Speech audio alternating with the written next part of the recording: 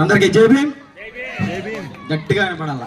జై భీమ్, జై భీమ్, జై భీమ్, జై బాబా సాహెబ్ మహారాజ్ కి జై, బోలో బాబా సాహెబ్ మహారాజ్ కి జై, బోలో బాబా సాహెబ్ మహారాజ్ కి జై.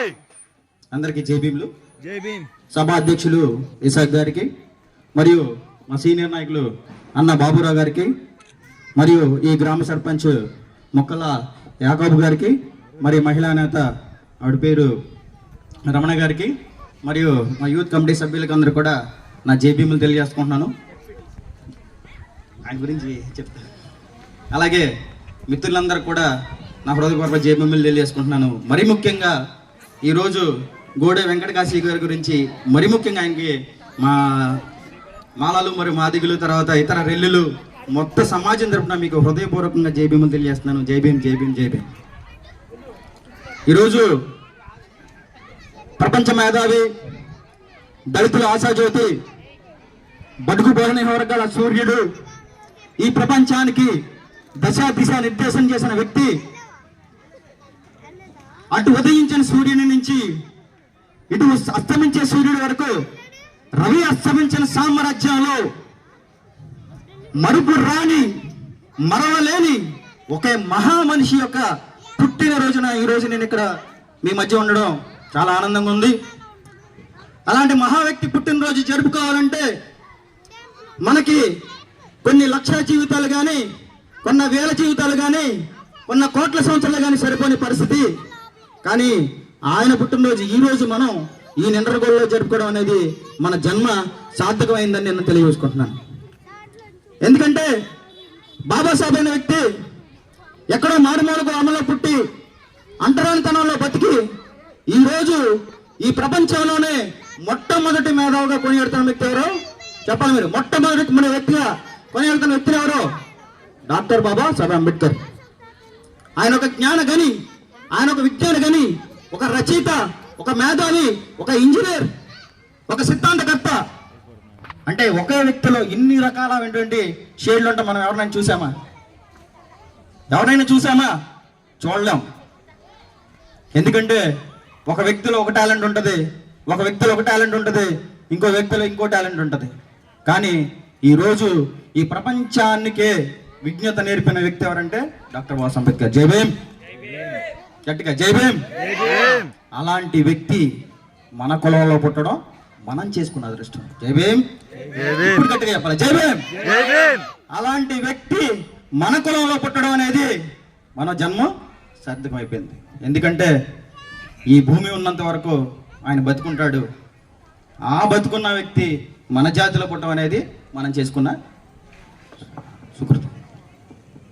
ఈరోజు చాలా మంది అంబేద్కర్ గారికి దండ వేయాలంటే భయపడతారు, అంబేద్కర్ గారి మీటింగ్కి రావాలంటే భయపడతారు, అంబేద్కర్ గారి విగ్రహాలు ఏదైనా జరిగితే అక్కడ రావాలంటే సిగ్గుపడతారు.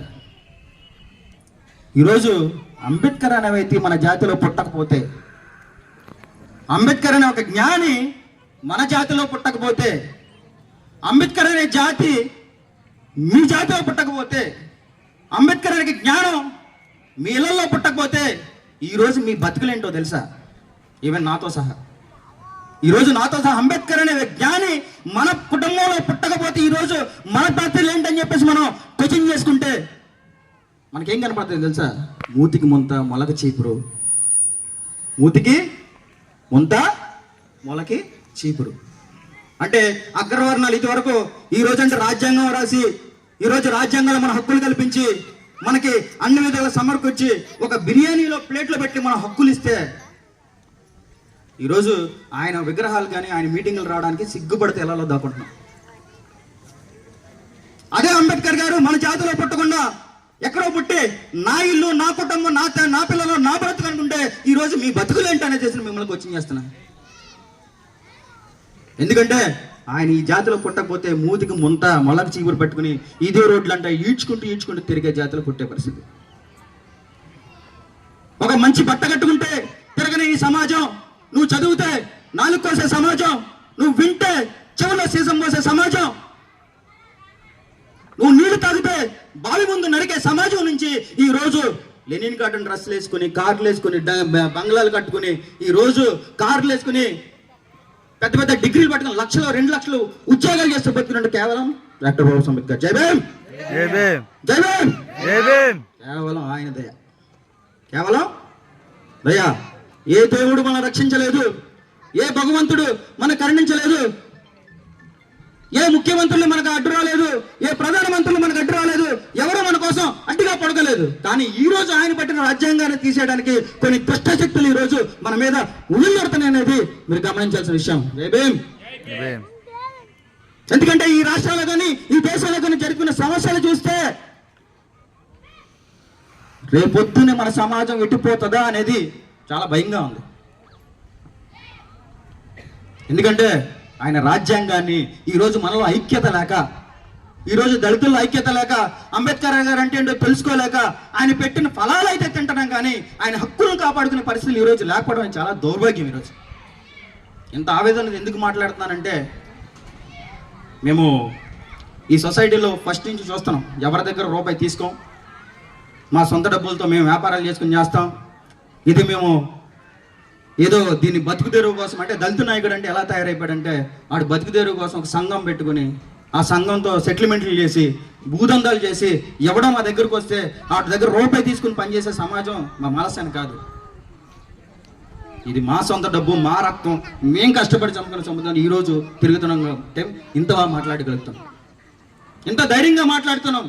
ఏ పార్టీనైనా ప్రశ్నిస్తాం, ఏ నాయకుడినైనా నిలదీస్తాం, ఏ నాయకుడినైనా రోడ్డు మీద పెడతాం. మాకు కాంగ్రెస్ పార్టీ అయినా, వైఎస్ఆర్ అయినా, టీడీపీ అయినా, జనసేన, బీజేపీ అయినా మాకు ఒకటే, మా దళితుల సమస్యలు తప్ప మాకేం కనపడని సభాముఖం మీ అందరూ తెలియజేస్తున్నా. దానికి కారణం మా గర్వం డాక్టర్ బాబాసాహెబ్ అంబేద్కర్. జై భీమ్. మా గర్వం డాక్టర్ బాబాసాహెబ్ అంబేద్కర్. జై భీమ్. మనకి ఏ ముఖ్యమంత్రి కానీ, ఏ ప్రధానమంత్రి కానీ, ఏ రాష్ట్రపతి కానీ మనకు కనిపించకూడదు. కనిపించాల్సింది ఒకటే, మన దళిత సమస్యలు కేవలం డాక్టర్ బాబాసాహెబ్ అంబేద్కర్. జై భీమ్. ప్రతి నాయకుడు జెండా పట్టుకుని వెళ్తాం. నీ మీద ప్రేమ ఉండబట్టే ఒక నాయకుడు నీ ఇంటికి వచ్చి నీ ఓటు కోసం నీ గుమ్మ ముందు వచ్చి దేహేని అడుగుతాడు. తర్వాత నువ్వు వెళ్ళి ఆ గుమ్మ ముందు దేహేని అడగకూర్చోవాలి. అంతేనే కదా మిత్రులరా? ఈరోజు బాబాసాహెబ్ అంబేద్కర్ ఓటు అనే ఒక ఆయుధాన్ని ఇవ్వకపోతే, మన్ను గుర్తు పెట్టుకోండి, బాబాసాహెబ్ అంబేద్కర్ ఓటు అనే ఆయుధాన్ని ఇవ్వకపోతే నీ గుమ్మం ముందు ఎవడన్నా నుంచుంటాడా? కోచింగ్ చేసుకోండి. నుంచుంటాడా? ఓటు ఎవరిది? ఓటు ఎవరిచ్చారు? ఓటు ఎక్కడి నుంచి వచ్చింది అని మనకు మాత్రం రాదు, తెలియదు. చెప్తే ఏనో మనకు ఓటు ఇచ్చిన వ్యక్తి డాక్టర్ బాబాసాహెబ్ అంబేద్కర్. జై భీమ్. ఈరోజు మరి ముఖ్యంగా మహిళల గురించి అంటే చాలా పెద్ద మందిలో ఉన్నా, నేను మాట్లాడాలంటే చాలా గంటల టైం పట్టద్ది.